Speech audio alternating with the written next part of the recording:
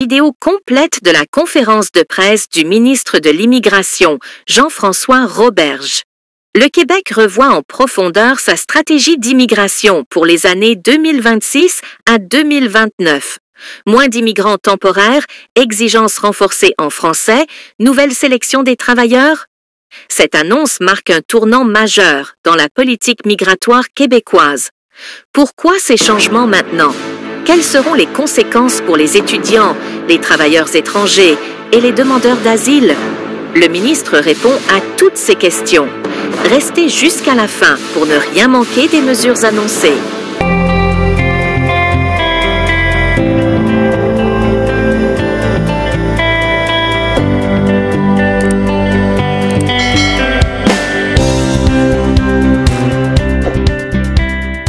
Bienvenue à cette conférence de presse du ministre de l'Immigration, Jean-François Roberge, concernant le dépôt du cahier de consultation sur la planification de l'immigration au Québec pour la période 2026-2029. Monsieur Roberge, je vais vous adresser la parole, puis ensuite on prendra les questions. Merci beaucoup. Bonjour à tout le monde. Je suis content de vous voir. C'est un moment important. Avant de commencer, je veux saluer la présence dans la salle des adjointes parlementaires avec qui on travaillé beaucoup et avec qui on collabore tout le temps, députés de Vimont et députés d'Iberville. Merci d'être là. Je salue aussi les équipes des cabinets puis du ministère. C'est un gros travail d'arriver avec une proposition de planification annuelle. Donc, un salut spécial aux équipes et à la sous-ministre Karine Dumont. Depuis toujours, le Québec est accueillant. Depuis toujours, le Québec est une terre d'accueil. Et ça va continuer. Je veux quand même le préciser d'emblée. On va continuer d'accueillir des nouveaux arrivants que j'appelle des nouveaux Québécois pour toutes sortes de bonnes raisons. Les gens qui arrivent ici, parfois, fuient la guerre, fuient la misère, puis trouvent ici un havre de paix. On est fiers de ça. Beaucoup aussi arrivent pour faire des études d'enseignement supérieur, notamment.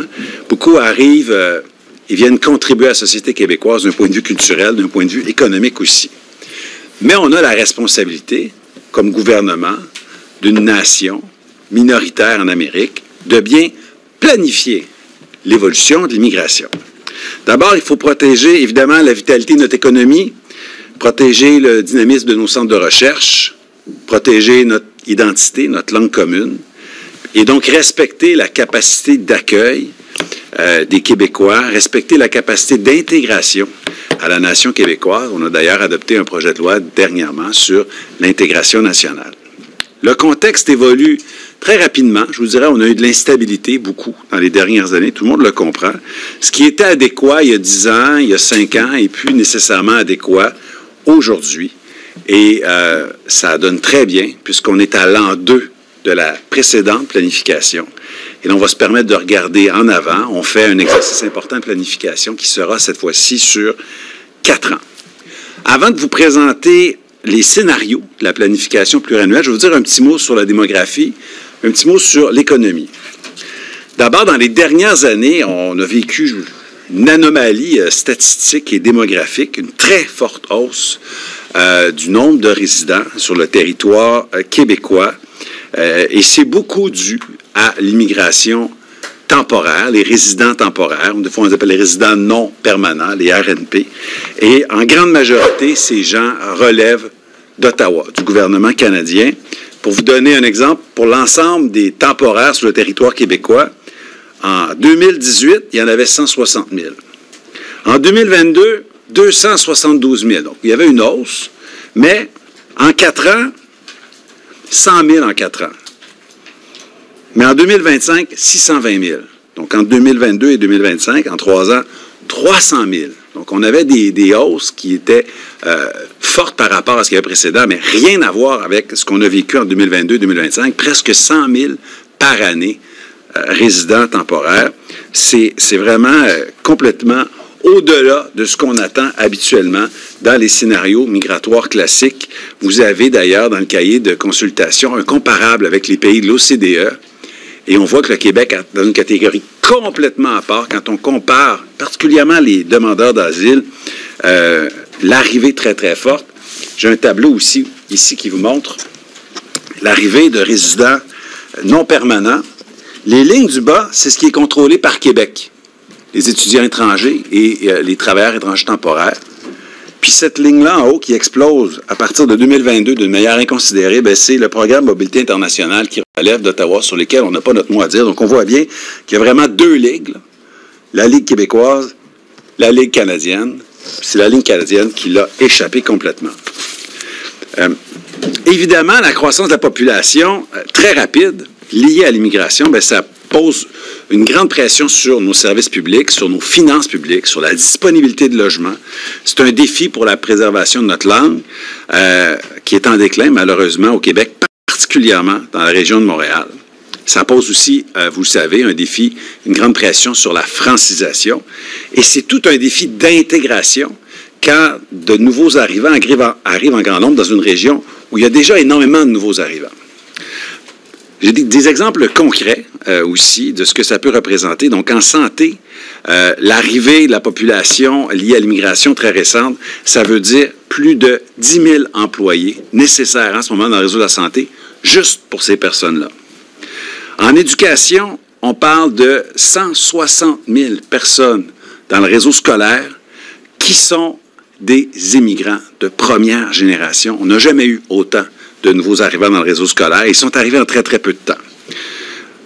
Pour les logements, les résidents non permanents, ça représente 229 000, presque 230 000 ménages, 230 000 appartements qui sont occupés par des résidents non permanents.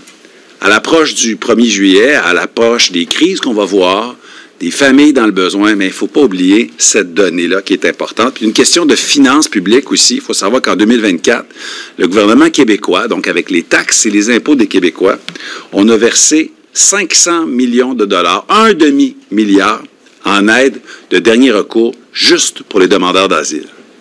Donc quand on voit qu'il y a des contraintes importantes, on les voit ici. Maintenant, un mot sur l'économie. Évidemment, l'arrivée de personnes qui travaillent, ne travaillent pas toutes, mais celles qui travaillent, mais ça amène une augmentation de la production, pas nécessairement de la productivité, mais de la production. Ça amène une contribution, ça amène de la main-d'œuvre. Mais le contexte change, je vous l'ai dit. Le taux de chômage est en remontée en ce moment, particulièrement dans deux catégories. D'abord, chez les nouveaux arrivants. Écoutez, le taux de chômage chez les nouveaux arrivants est passé de 11,3 en 2023 à 18,1 en 2024. Donc, les nouveaux arrivants eux-mêmes n'arrivent plus à se trouver un emploi comme il n'y a pas si longtemps. Et chez les jeunes qui tentent de faire leur place au Québec, dans le marché de l'emploi, le taux de chômage est passé de 7,4 à 9,5 Moi, ça me pose une question aussi, la question de l'équité entre les générations, quand je regarde le taux de chômage de nos jeunes, quand je regarde l'accès à un logement, l'accès à un logement abordable, puis l'accès à la propriété. Je vais maintenant vous présenter les cibles, les scénarios de la planification pluriannuelle. Je vais vous dire un mot sur les temporaires, un mot sur les permanents, puis un mot sur la sélection que nous ferons des permanents. Donc d'abord, une nouveauté. On va donc présenter une planification qui inclut les temporaires et les permanents. C'est la première fois qu'on le fait. Pour ce qui est des temporaires, que le gouvernement du Québec contrôle, eh bien, il y aura des réductions. Il n'y a que des propositions de réduction dans les scénarios et dans les cibles.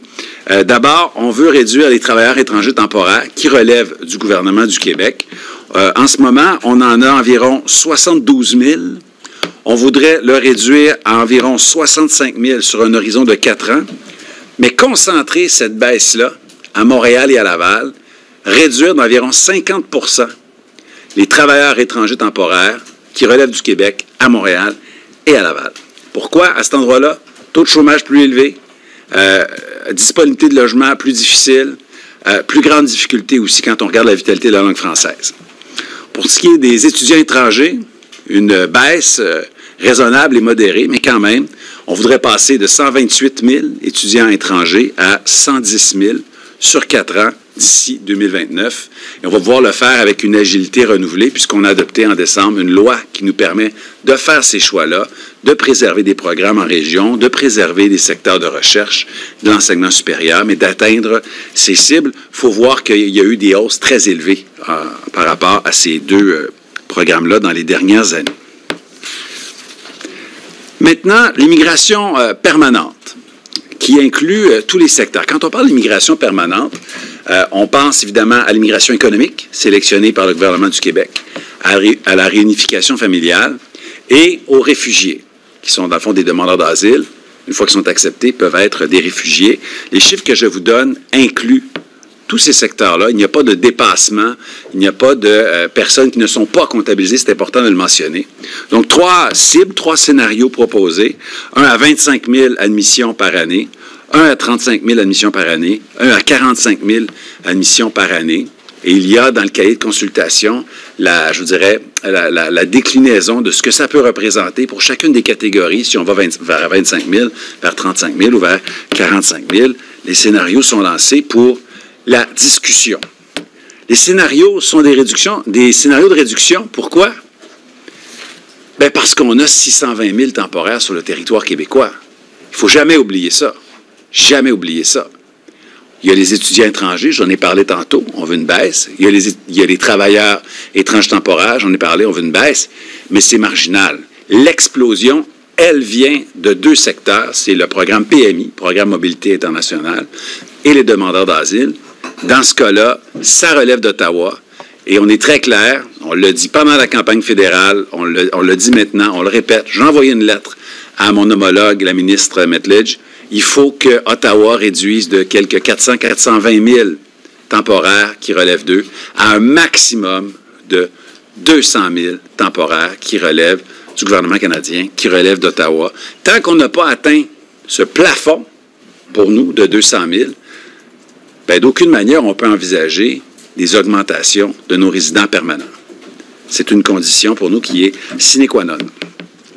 Parlons maintenant de la sélection, de ces personnes-là qui deviennent des nouveaux Québécois, des immigrants qui font leur vie ici. Eh bien, on veut vraiment se concentrer dans l'admission permanente de gens qui sont déjà sur le territoire, des gens qui parlent déjà la langue, qui sont déjà intégrés, qui ont déjà un emploi. Et à partir de maintenant, on vise une cible minimale de 63 de nos immigrants permanents qui sont déjà sur le territoire. Comme je vous l'ai dit, ça facilite l'intégration. Puis ça nous aide aussi à réduire le nombre de personnes qui sont des résidents temporaires. Donc, on n'a pas besoin de faire venir de nouvelles personnes. On est capable de régulariser le statut. Évidemment, on priorise toujours la langue française pour l'immigration économique. On a une cible de 100 %. On ne peut pas devenir immigrant économique au Québec maintenant si on ne maîtrise pas la langue française. Et un minimum de 60 % dans nos cibles qui sont des immigrants économiques. Parce que je l'ai dit tout à l'heure, dans nos permanents, il y a les économiques, il y a la réunification familiale et il y a les réfugiés. On va continuer de faire notre part pour accueillir des gens, que je vous le dis, qui fuient la misère ou qui doivent trouver refuge au Québec. L'automne dernier, voyant, je vous dirais, la très grande popularité du Québec, on a dû appliquer un frein d'urgence, suspendre des programmes. Alors, on avait suspendu le programme PEC diplômé. J'annonce qu'il va être encore suspendu au moins jusqu'au 30 novembre prochain. On avait transformé le programme du PARTQ, le programme régulier des travailleurs du Québec. On l'a remplacé par le PSTQ, le programme de sélection. Et le mot important ici, c'est sélection, le programme de sélection des travailleurs du Québec. On va le mettre en œuvre bientôt au mois de juillet, je vous explique. Et le programme PEC Travailleurs a été aussi suspendu. Maintenant, qu'est-ce qui va arriver? Bien donc, ce que j'annonce, c'est qu'en juillet, on va ouvrir pour la première fois, on va mettre en œuvre notre PSTQ, notre programme de sélection des travailleurs du Québec, beaucoup plus agile, beaucoup plus moderne, avec des volets qui nous permettent d'y aller par invitation et de sélectionner des gens en priorisant des gens qui sont déjà établis sur le territoire québécois, je l'ai dit, à l'extérieur du Grand Montréal. Donc, on va réellement régionaliser comme jamais, des gens qui sont déjà en emploi, des gens qui sont déjà intégrés, des gens qui sont déjà en région. Et on va avoir évidemment un volet diplômé du Québec. C'est très important. J'ai dit tout à l'heure que le PEC diplômé demeure suspendu. Mais attention, à partir de juillet, on ouvre le programme de sélection des travailleurs du Québec avec un volet spécifique pour nos diplômés du Québec. Ce sont très souvent des immigrants de choix. Pour ce qui est du parrainage collectif, qui est un programme qui invite des gens de l'extérieur à devenir ici des réfugiés ici, bien écoutez, c'est suspendu encore. Pourquoi? Parce qu'on fait le choix de régulariser le statut de personnes qui sont des demandeurs d'asile sur le territoire québécois. On est déjà à plus de 180 000, sinon 200 000. Il y en arrive à tous les jours, à toutes les semaines, des demandeurs d'asile qui sont ensuite acceptés. Donc, évidemment, on va prioriser ces demandeurs d'asile, ces réfugiés, parmi ceux qui sont déjà sur le territoire québécois. Encore une fois, ça facilite l'accueil, l'intégration, la francisation, et ça nous permet de diminuer aussi le nombre de personnes qui ont un statut temporaire sur le territoire québécois. Donc, c'est sûr qu'on tient compte de la vitalité économique. Le critère de l'économie demeure très important pour notre gouvernement, mais aussi la vitalité de la langue française et la régionalisation. Ce sont des critères qu'on a réellement en tête. C'est des choses qui seront beaucoup plus facilement atteintes avec le programme de sélection des travailleurs québécois dont j'ai parlé tout à l'heure. Quelque chose qui sera mis en œuvre, pour lequel la réglementation a maintenant été annoncée. À partir de l'automne prochain, les gens qui sont des travailleurs étrangers québécois, selon notre programme à nous, devront maîtriser la langue française, atteindre le niveau 4 pour voir leur permis renouvelé après 3 ans. Donc, pour rester ici une 4e année en tant que TET, il faut avoir atteint le niveau 4 en matière de maîtrise du français pour être capable de discuter et d'empêcher l'anglicisation au milieu de travail. Le dépôt donc du documentation, la planification pluriannuelle sur 4 ans, c'est pas la fin, c'est le début de quelque chose. Donc on lance des consultations. Oui, il y a une orientation gouvernementale. Oui, il y a des scénarios, mais on va écouter les Québécois. Donc dans quelques heures, on me dit quelques jours, mais quelques heures, ce sera possible de participer en ligne pour tous les Québécois et donc de donner leur avis, de contribuer à la réflexion du gouvernement par rapport à cette planification-là. Sinon, ça sera possible dès demain de déposer des mémoires, mais j'imagine que les gens vont quand même prendre le temps de l'écrire. Ils pourront déposer des mémoires jusqu'au 15 août. Donc, l'appel à mémoire, c'est jusqu'au 15 août. Et dès septembre, en commission parlementaire, on pourra recevoir des gens qui viennent participer à cette consultation, donc des experts, des groupes qui viennent contrôler. Je rappelle, et c'est très important, Ottawa doit réduire à un maximum de 200 000 les temporaires qu'il contrôle. La pression sur nos finances publiques, nos services publics, sur le logement est trop grande. Le statu quo n'est pas tenable. Ça, c'est important. Pour le reste, je suis très fier des orientations qu'on dépose. Je rappelle que devenir citoyen québécois, c'est un privilège, c'est pas un droit d'exiger de devenir citoyen ici au Québec. C'est un privilège, mais c'est un privilège qu'on veut accorder à des personnes qui sont déjà ici pour la plupart, qui apportent une contribution économique, culturelle, démographique. Il n'est pas question de fermer les frontières ou de cesser d'accueillir des nouveaux arrivants. C'est plutôt une question de mieux contrôler notre immigration, comme je l'ai dit précédemment. Je vous remercie. Je suis prêt pour des questions. Merci, M. Roberge. On va effectivement passer à la période des questions, commençant avec Pierre-Antoine Gosselin. Merci de tourner le micro vers vous. Bonjour, M. Roberge. Petite question pour vous concernant les cibles au niveau temporaire. Vous ne présentez pas de multiples scénarios comme les permanents. Puis selon mes calculs, là, il y a les travailleurs, il y a les étudiants. Vous passez en 2024 de 200 000, donc selon mes calculs, à 175 000 en 2029. C'est une cible définitive, là. Mais est-ce que c'est soumis à une consultation pareille ou c'est ça que vous visez de façon définitive sans multiples scénarios? Non, c'est une consultation. On rend public des tableaux statistiques, on rend public le cahier de planification, on met au jeu un scénario pour dire ce que ça pourrait être. Mais écoutez, on va écouter les gens. On va faire une planification sur les temporaires, sur les permanents.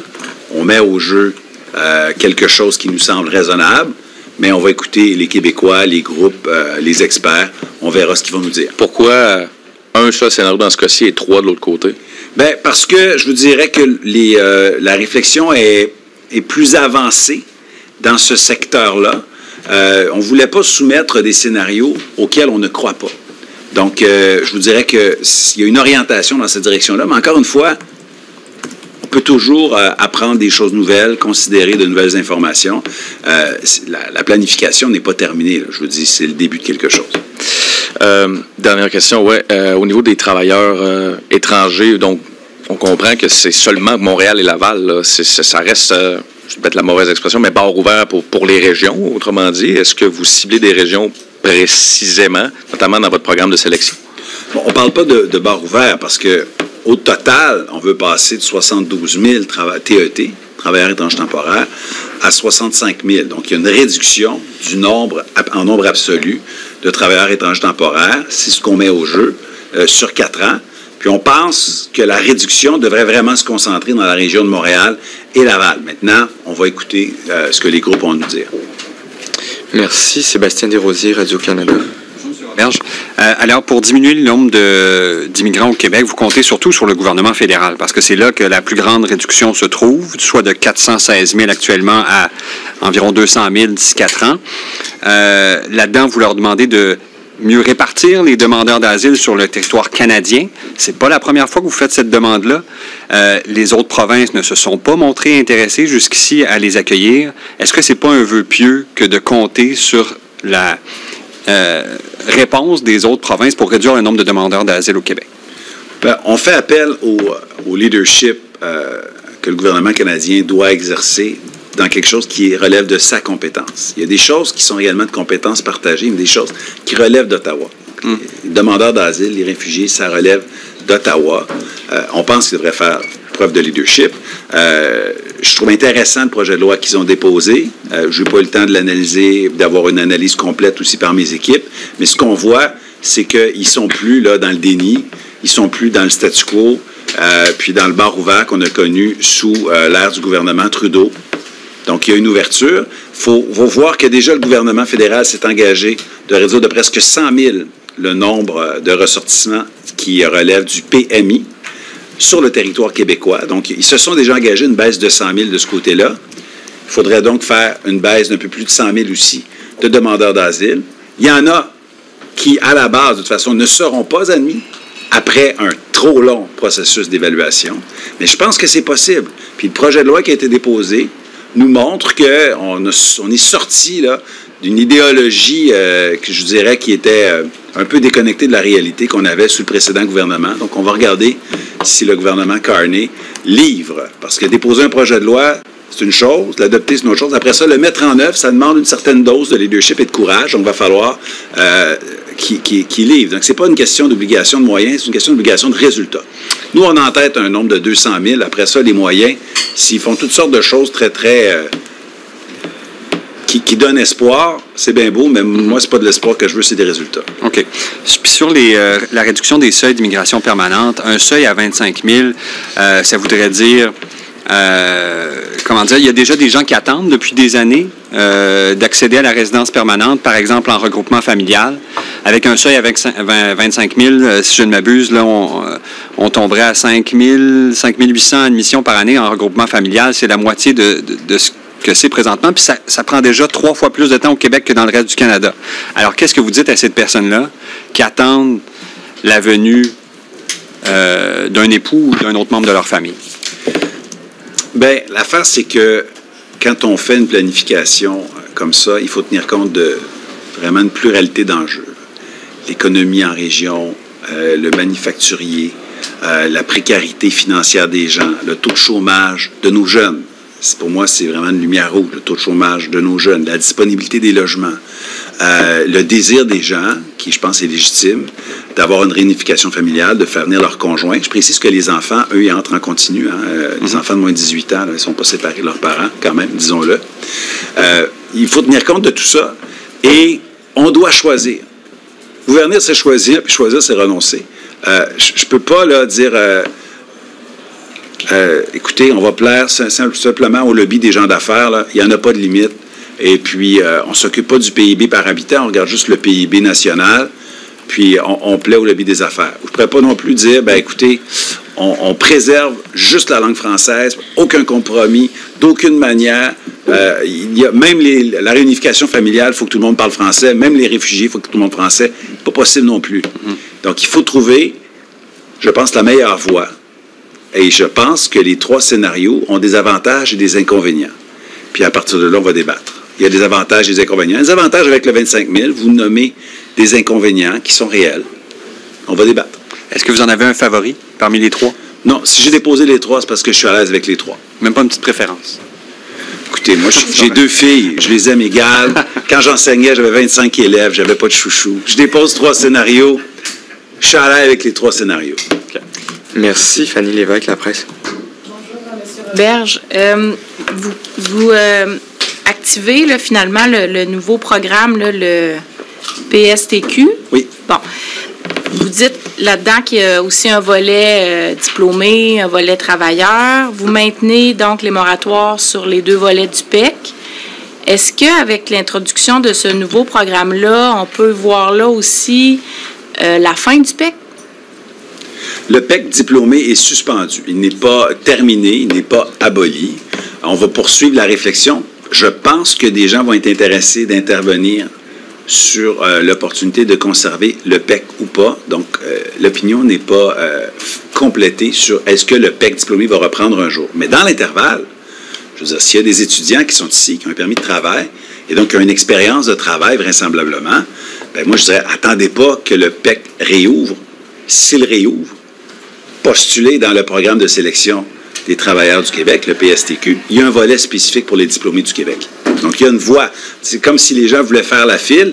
Il y a une porte qui est fermée pour l'instant, puis il y a une autre porte qui s'ouvre, qui ne s'est jamais ouverte et qui est ouverte. Donc, en ce moment, c'est une bonne idée de se diriger vers le PSTQ si on est diplômé d'une institution québécoise et qu'on veut devenir résident permanent. Mais juste une précision, le PEC, volet travailleur, est aussi suspendu, là. Le PEC volet travailleur a été aussi suspendu, mais encore une fois, on a un volet travailleur. Donc, il faut se diriger vers le programme de sélection des travailleurs du Québec. Parfait.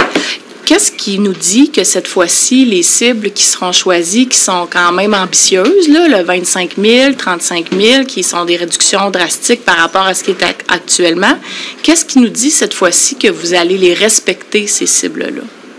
Bien, c'est un engagement qui est formel, qui est important, mais il faut voir aussi que la dernière fois, à la dernière planification pluriannuelle, j'étais ici avec ma collègue, clairement, il y avait une prise de position qui disait le PEC diplômé, c'est en continu à côté. Donc, ce n'était pas une cible qu'on rate.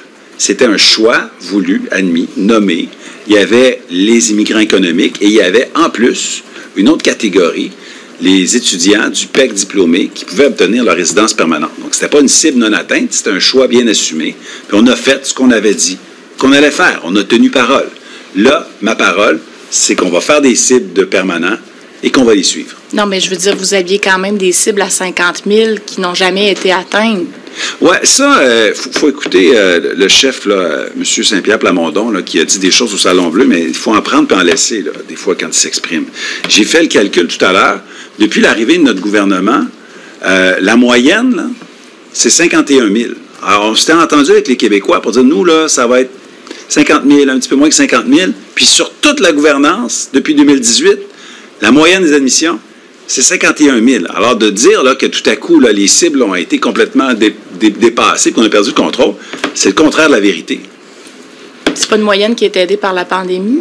Mais lorsqu'on fait une moyenne sur 5, 6, 7 ans, il y a des années exceptionnelles d'un côté comme de l'autre. C'est ça le principe de la moyenne. Si je prenais juste une année, je dirais, fiez-vous à l'année 2020, vous diriez c'est une année exceptionnelle. L'année 2020 est exceptionnelle. Il y a des années de baisse exceptionnelle, de hausse exceptionnelle. Il y a des années régulières. Plus on prend une période de temps qui est grande, plus on est capable de faire un bilan qui est honnête. Quand on fait un bilan sur 7 ans ou sur 8 ans à partir de 2018, je pense qu'on a une moyenne qui est tout près de la cible. Si je peux me permettre, monsieur. Oui, mais là, je parlais de la cible de 50 000. 50 000, c'est au deuxième mandat, donc c'était pas ce qui était promis en 2018. En fait, si je peux me permettre, M. Robert, je vais continuer là-dessus. François Carabin, Le Devoir. Oui. Vous avez fait campagne sur une cible à 50 000. Depuis, il n'y a pas eu une année où ce 50 000-là a été respecté. Donc, j'essaye de comprendre comment vous pouvez justifier de baisser, ou en tout cas de proposer des scénarios à la baisse, si vous n'avez pas été capable de respecter la promesse que vous avez faite aux Québécois en 2022. Le contexte était différent. Puis je vous répète, écoutez, 2018, 51 000, 2019, 40 000. Oui, mais 2020, 25 000, 2021, 50, 2022, 68, 2023, 52. On avait dit 50, 2023, 52, 52 800. 2024, ça montait à 59. Cette année, ça montait. J'ai appliqué le frein d'urgence. Moi, je vous dis qu'on était proche du 50 000, puis que là, on s'engage, le contexte ayant changé, dans un paradigme qui est nouveau. C'est la première fois qu'on fait une planif comme ça, sur 4 ans, temporaire et permanent. OK. Je veux juste revenir sur une question qui a été posée un petit peu plus tôt. Vous demandez au gouvernement fédéral de réduire de moitié le nombre de temporaires, de passer de 400 000 à 200 000 dans les temporaires qu'il contrôle. Vous, là, je ne veux pas faire d'erreur. Vous parlez d'une réduction de... On est à peu près à 13 pour, 200, ouais. Pour ceux qu'on contrôle. De 200 000 en 2024 à environ 175 000 pour ceux que vous contrôlez. Donc, comme vous dites. Comment vous pouvez vous attendre à ce que le gouvernement fédéral réduise de moitié alors que vous êtes juste à 13 %?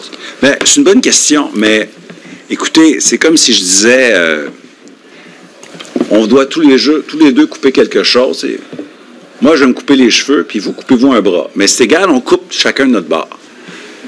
C'est un peu ça, quand on dit qu'on va comparer des travailleurs étrangers temporaires qui sont ici depuis 3 ans, qui gardent une entreprise en vie dans certains cas, puis un demandeur d'asile arrivé il y a quelque temps, on ne sait même pas s'il va être accepté comme demandeur d'asile, il n'a peut-être même pas encore son permis de travail. Ottawa, c'est pas où il habite, c'est pas s'il est qualifié. Puis là, on voudrait dire, on va les traiter de la même manière exactement en termes de nombre, puis d'apport à la société québécoise. Je m'excuse, mais ça n'a rien à voir.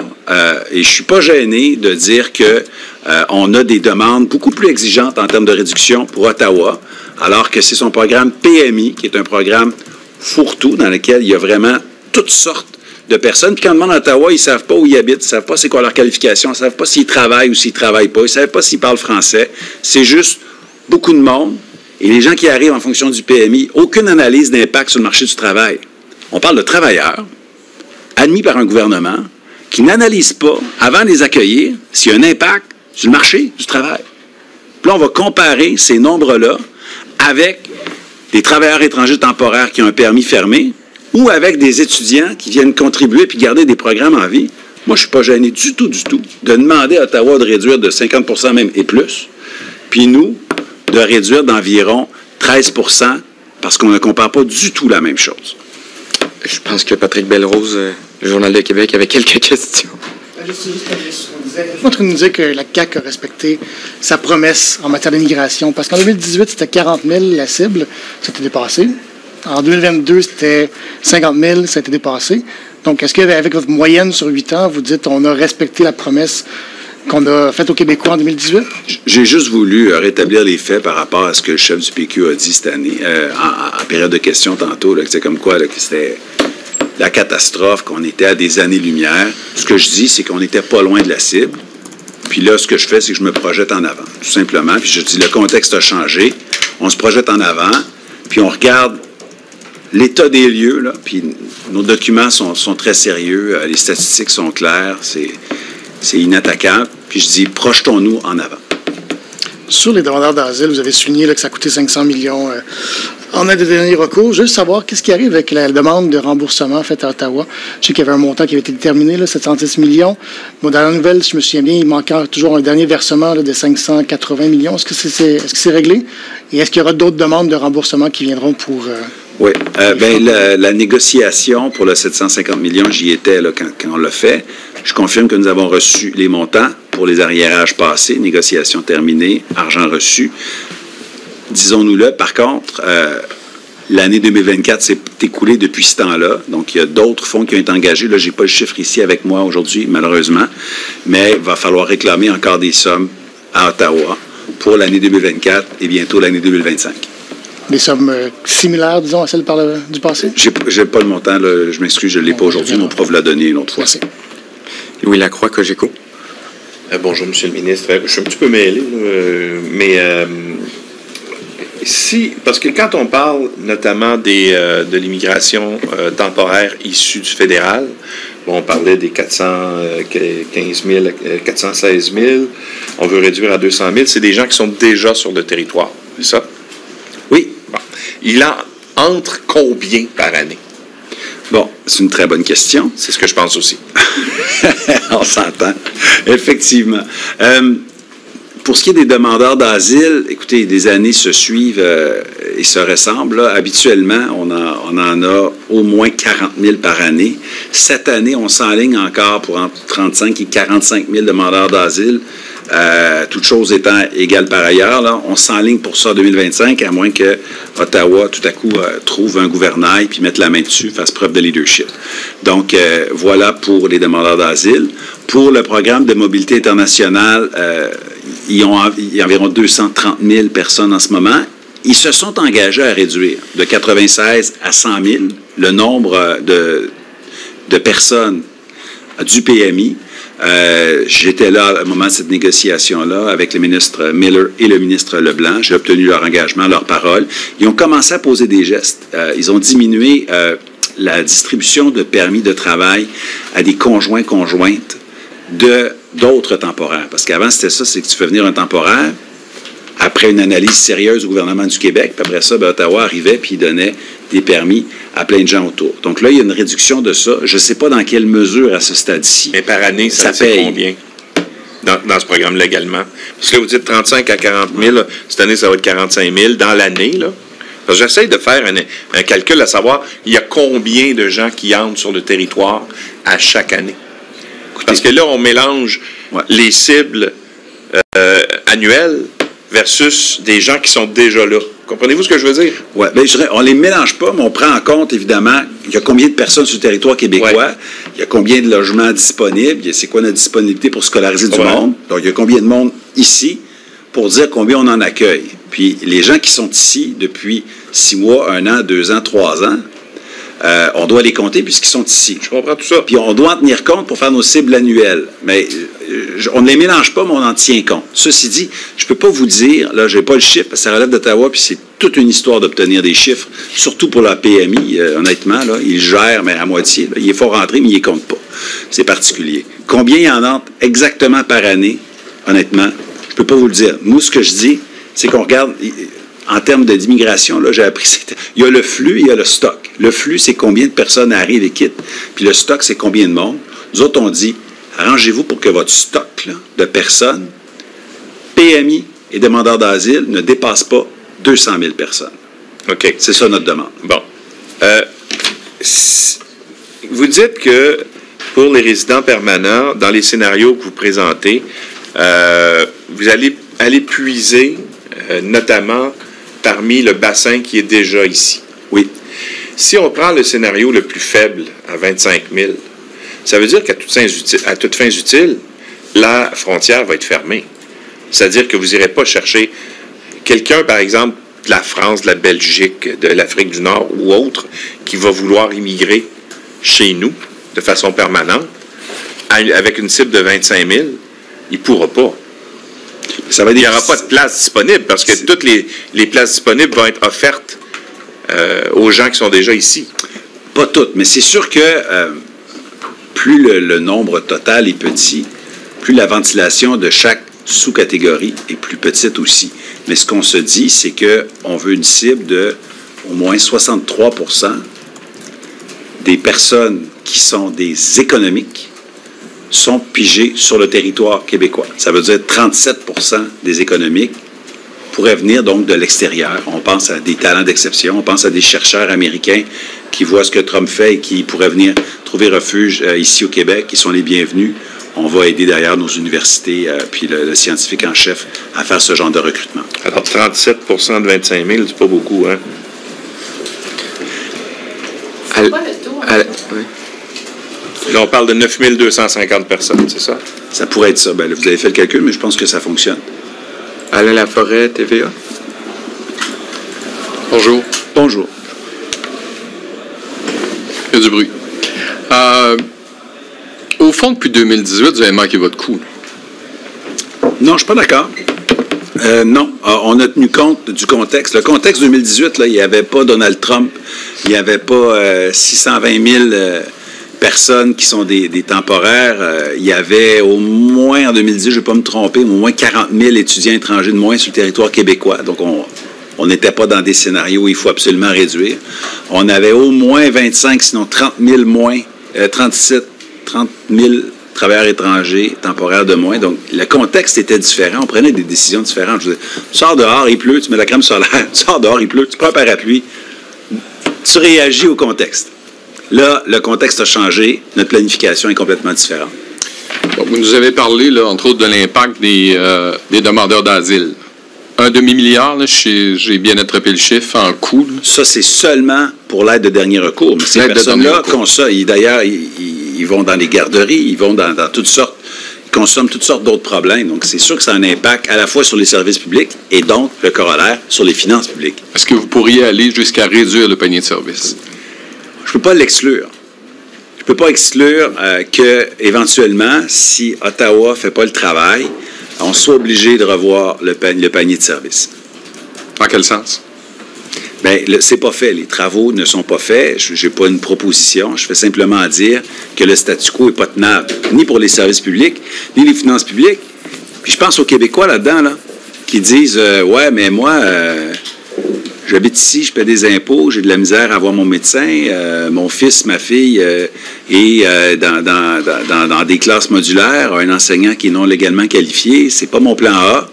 Donc, on doit avoir une équité pour les Québécois. Donc, c'est pas exclu, mais on n'en est pas là aujourd'hui. Je vous annonce pas aujourd'hui une révision du panier de services. Non, mais à mot couvert, c'est une menace à l'endroit d'Ottawa, baisser le ratio de demandeurs d'asile, sinon, en bout de ligne, compte tenu du contexte québécois, on sera obligé de leur couper des services. Ça, on peut l'affirmer, je me trompe? Si on est obligé de faire ces choix difficiles, nous les ferons. On n'est pas là aujourd'hui. On ne veut pas se rendre là. C'est vraiment pas notre option. Non, mais ce que je veux dire, la balle est dans la cour d'Ottawa. Là. La balle est dans la cour d'Ottawa. Je ne peux pas l'exclure. Ça, c'est pas quelque chose que vous devriez soumettre à consultation à ce moment-là, si vous y pensez? La planification pluriannuelle, c'est une planification sur des cibles dans toutes les différentes catégories. Il y a quand même des orientations là, dans le cahier de planification. Ça pourrait être... Les orientations sont sur la sélection des personnes. Okay.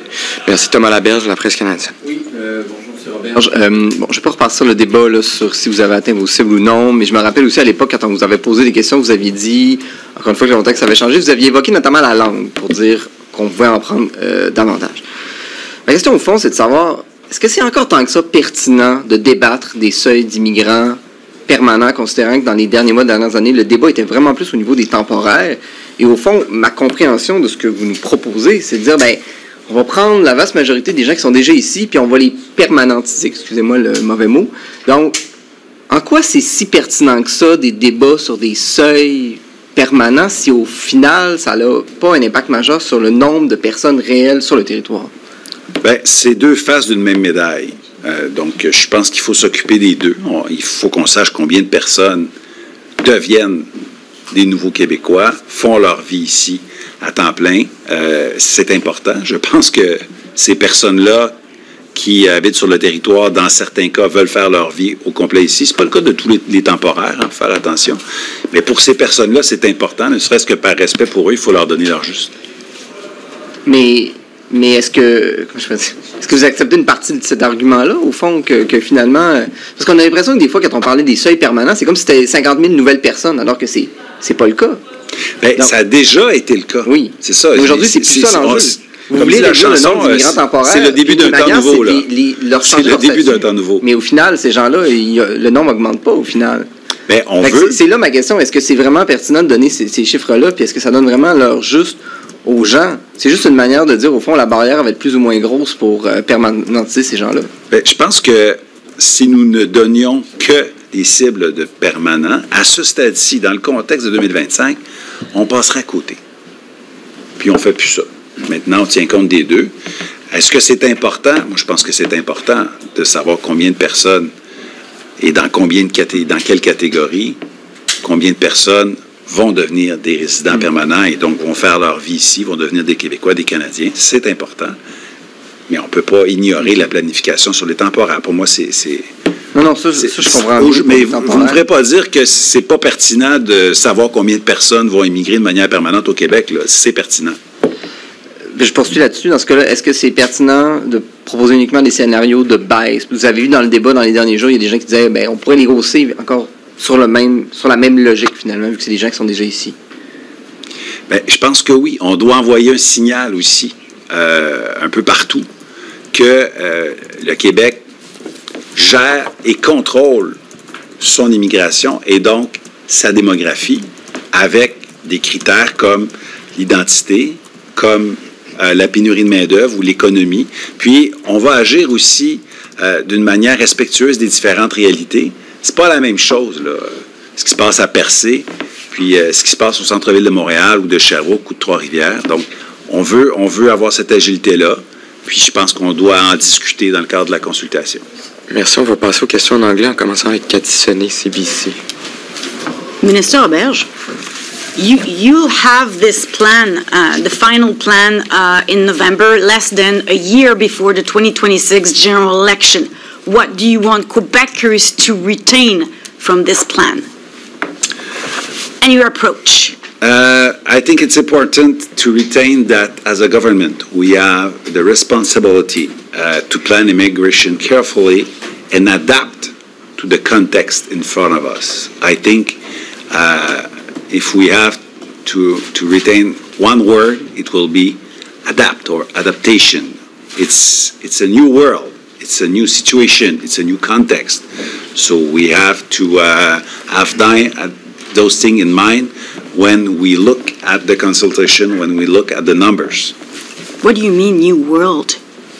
Because, like, the most important reduction, you are asking it to Ottawa, and these are people that already are in Quebec and live in Quebec. So it's not a new world. Well, it's new because the context is really changing. We have, excuse-moi, comment on dit taux de chômage? Je suis désolé. Unemployment. We have an employment rate going up, so we have to take note of this new situation. We can't just say, well, bring newcomers, and we have an unemployment rate going up. Our young people can't find a job. But with the ideology, we just say, okay, how many workers you want? Bring them. We can't do that. We have to be responsible. And you still are asking Ottawa the responsibility to move those people, those temporary immigrants. You want Ottawa to move them outside of Quebec. Well, the word temporary says it all. They are not permanent. A lot of people under Programme Mobilité Internationale, they have a non-permanent permit to be here. They have a non-permanent permit to work. And when something is temporary, when you get it, you know that this will end. And it's normal. For asylum seekers, almost 50% of them won't be selected by Ottawa. But it will take too long, almost 3 years, to give the first decision, and then they will apply, and then another year, and then another year, and at the end of the day, a lot of them won't be selected by Ottawa. We want Ottawa to go faster, respecting those people, and we want them to take action. If they are not asylum seekers, they should leave. If they are asylum seekers after the evaluation, okay. But a lot of them, almost 50% of them, are not really asylum seekers. So they will have to leave. So we want Ottawa to do the job and to evaluate seriously, but really faster, those situations. It's important. Merci. Franca Mignacca, Global. Good afternoon, Minister Roberge.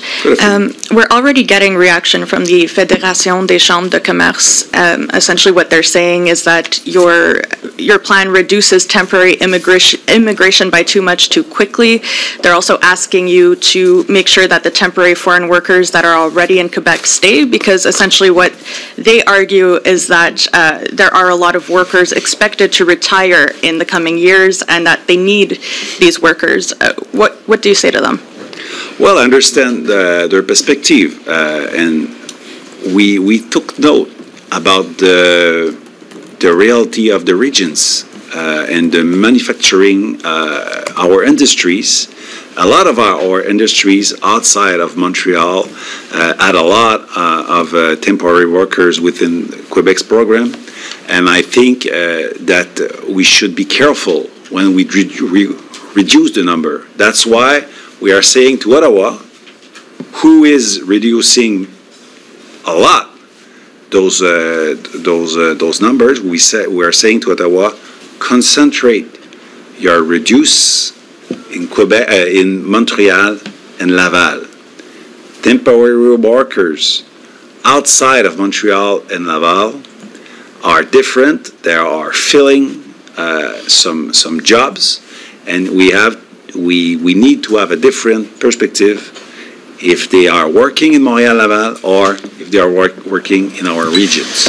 This is our statement. This is our position. I've said it to Minister Middledge, and I've read it to Minister Middledge, and I hope now for a feedback from her. I'd also like to ask you about permanent immigration. If you do move forward with the 25,000 scenario, my understanding is that about 60% of the permanent immigrants would have to be from the economic sector. So what exactly does this mean for people who are waiting for family reunification? Well, depending of the scenario, we have 25,000, 35,000, 45,000, depending of the scenario, as you can see on the document. The numbers of family reunification that will be called is changed, of course, because it's a ratio. But that's why we need to start a national discussion. We didn't decide it will be 25 or 35 or 45. Let's have a discussion considering those human projects as human being, understanding where they're living, but considering too housing matters and our schools and our health system.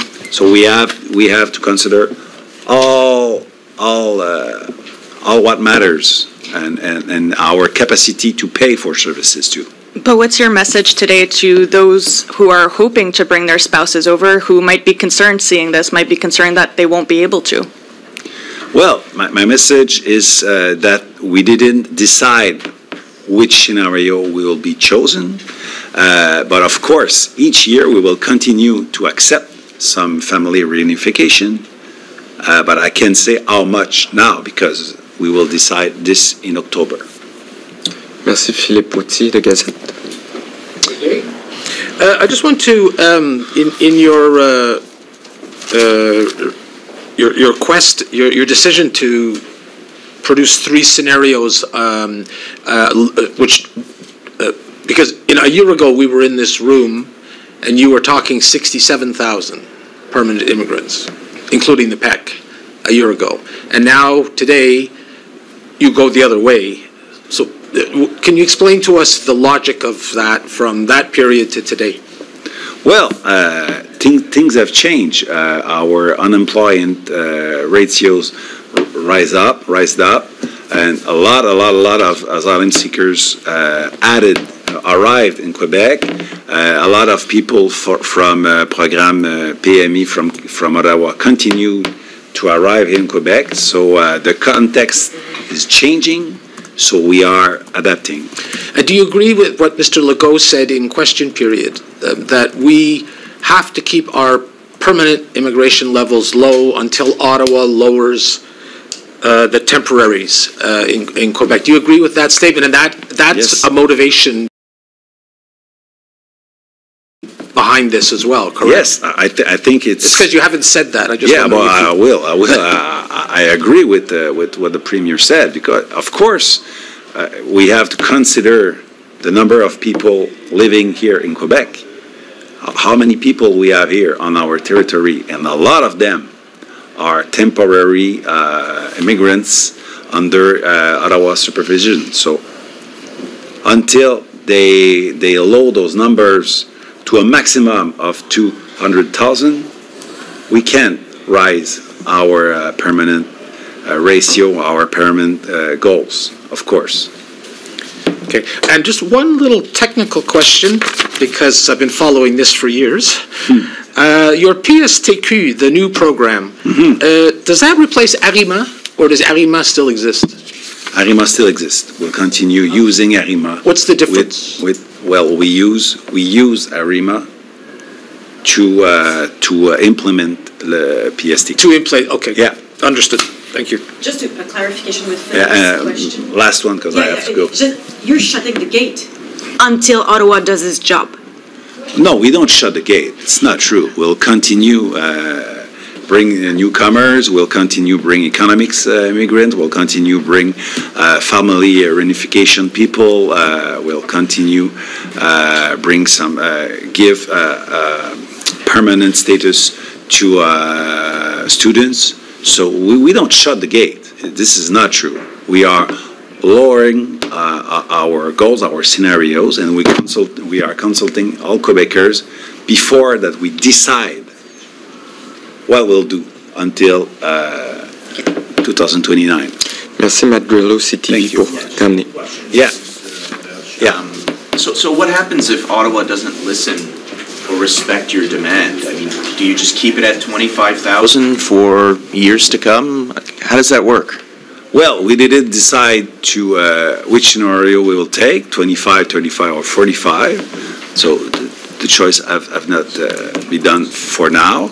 But of course, we can't bring new people in our programs if Ottawa bring a lot, 10,000 of new people, hundreds and new people each day or each month. We have to take note of the situation. So we'll have to adapt, of course. But I think that the Carney's government is listening. I think that the Carney's government is aware about this situation. And I think they will move. If they listen to Quebecers, they will move. That's it. Okay. Merci, c'est ce qui Merci beaucoup. Il y a une petite précision de Radio-Canada? Permanent, actuellement. Il comprend quoi? Est-ce que vous savez? Ben là, c'est une question très technique. Question quiz. Il y a beaucoup de secteurs. Écoutez, l'aide de dernier recours, il y a du logement, il y a de la santé, il y a de l'éducation, il y a énormément de choses, mais là, on va revenir pour ça. D'accord. Merci. Merci beaucoup, tout le monde. C'est ce qui met fin à cette conférence de presse.